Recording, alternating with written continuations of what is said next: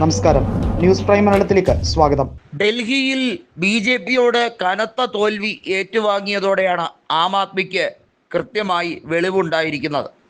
അവർ ഇത്രയും നാളും കുത്തിത്തിരിപ്പുമായി നടന്ന് ഇന്ത്യ മുന്നണിയിൽ നുഴഞ്ഞു കയറി ഇന്ത്യ മുന്നണി നേതാക്കളെ പരസ്പരം തമ്മിൽ തെറ്റിച്ച് കോൺഗ്രസിൻ്റെ വോട്ടുകൾ വിഴുങ്ങി കോൺഗ്രസിനെ പരമാവധി ദ്രോഹിച്ച് ഇത്തരത്തിൽ ഒരു സ്ട്രാറ്റജിയുമായി പെട്ടെന്ന് പല സംസ്ഥാനങ്ങളിലേക്കും കടന്നു കയറി പന്തലിക്കാമെന്ന വിചാരമായിരുന്നു. എന്നാൽ ഇപ്പോൾ മനസ്സിലാക്കിയിരിക്കുന്നു ആം ആദ്മിയെ സംബന്ധിച്ചിടത്തോളം അത് തിരിച്ചടിയായിരിക്കും എന്നുള്ളത്. പഞ്ചാബിലായിരുന്നാലും ഇനി ആം ആദ്മിക്ക് കേവല ഭൂരിപക്ഷം കിട്ടില്ല എന്ന രീതിയിലേക്കായി. കാരണം ലോക്സഭാ തെരഞ്ഞെടുപ്പിലെ വോട്ടിംഗ് പെർസെൻറ്റ് നോക്കിയാൽ നമുക്കറിയാം, 2019 ആയിരുന്നില്ല 2024 ആം ആദ്മിക്ക് കോൺഗ്രസിന് കിട്ടിയ വോട്ടുകൾ.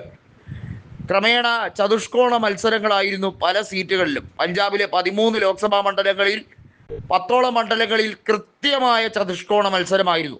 ആം ആദ്മി, കോൺഗ്രസ്, BJP, ശിരോമണി അകാലിദൾ ഈ 4 പാർട്ടികൾ നേർക്കുനേർ ഏറ്റുമുട്ടിയ തെരഞ്ഞെടുപ്പായിരുന്നു. ശരാശരി 10 ലക്ഷം വോട്ട് ഒരു മണ്ഡലത്തിലുണ്ടെങ്കിൽ 2.5 ലക്ഷം വോട്ടുകൾ ആ ഒരു ആവറേജിലായിരുന്നു. അവിടെ 1-2 സ്ഥാനക്കാർ ആ ഒരു രീതിയിലേക്ക് ആയിരുന്നു പൊയ്ക്കൊണ്ടിരുന്നത്. 2 ലക്ഷത്തിലേറെ വോട്ടുകൾ കിട്ടിയാലും ഒരുപക്ഷെ 3 ലക്ഷം കിട്ടിയില്ലെങ്കിൽ പോലും പല മണ്ഡലങ്ങളിലും കോൺഗ്രസ് അങ്ങനെ വിജയിച്ചു.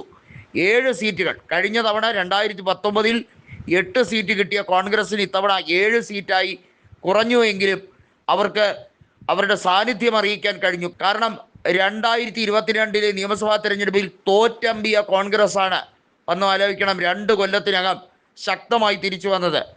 മുൻ മുഖ്യമന്ത്രിയായ ചരൺജിത് സിംഗ് ചന്നി അടക്കം പല നേതാക്കളും വലിയ ആത്മവിശ്വാസത്തോടെ പോരാടി വിജയിച്ചവരാണ്.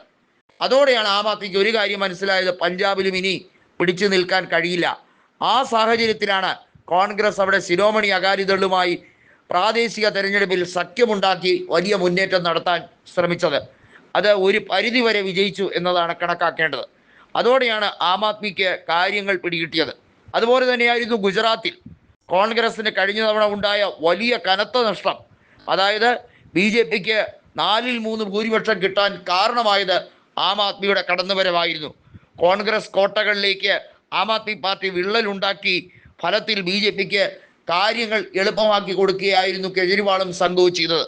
എന്നാൽ വലിയ തിരിച്ചടികൾ ഡൽഹിയിൽ ലഭിച്ചതോടെ ഇപ്പോൾ കേജ്രിവാൾ ചുരുണ്ടുകൂടിയ അവസ്ഥയിലാണ്.